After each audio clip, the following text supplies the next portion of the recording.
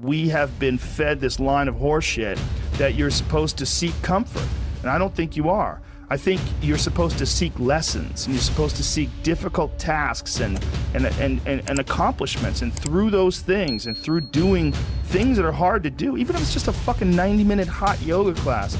I do a 90-minute yoga class, man. Those last 20 minutes, I do not want to be there, man.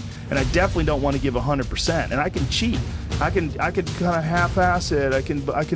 But if I don't, and I get through it, when that time is up and the lady says namaste and everybody gets up, I'm like, fuck, man, I made it. You know, I lost 15 pounds. My fucking yoga mat is drenched to the point where I can literally wring it out and fill a jug up with water.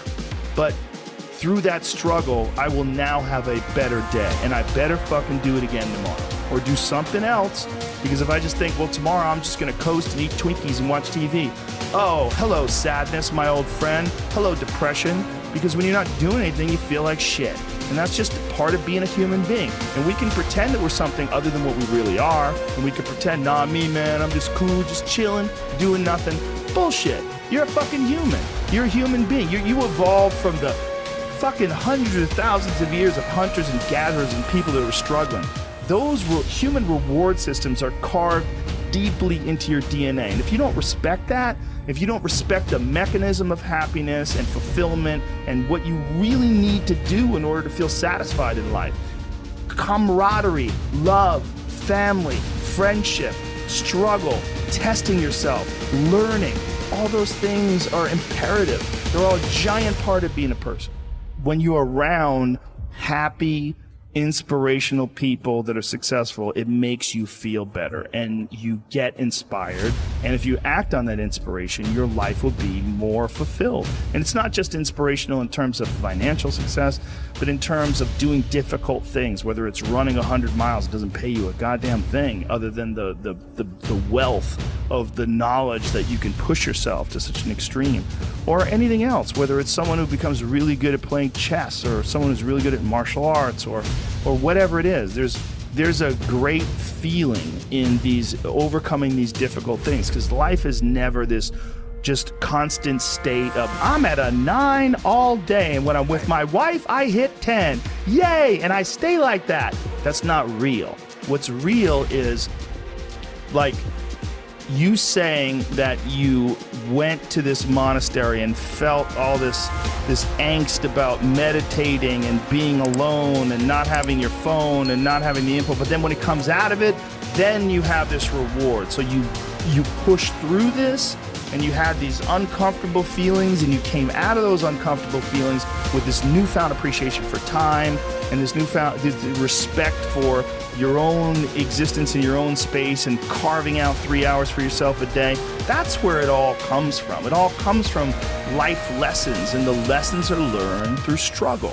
Well, when I was 21 and I was first starting to do comedy, that's when I was really devouring as much of it as possible, because I was trying to figure out like how to not be so lazy, how to be motivated, how to get shit done, and how to like find the correct path and think about things correctly.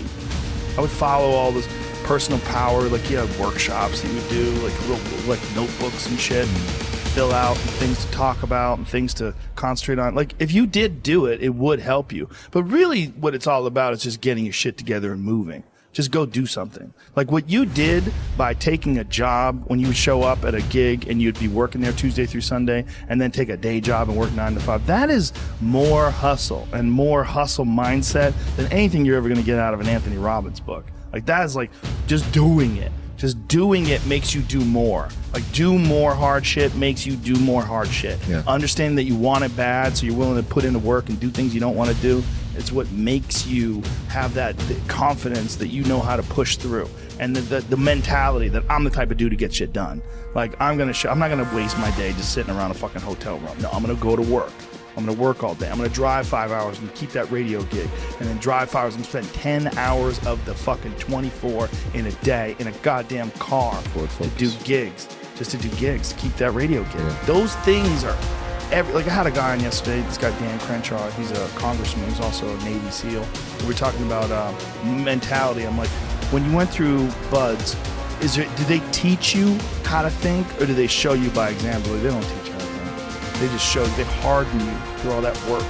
and through all that work, through that insane hell week, all the shit that you have to do when you're going through buzz training, the 6 months of breaking you down and building you back up, they teach you can do anything just by making you do anything.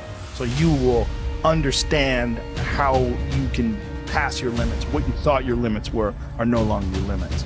That's what I feel like is missing from a lot of people that are getting into motivational this and motivational that. They ain't doing shit. You got to go do something. That's the number one thing.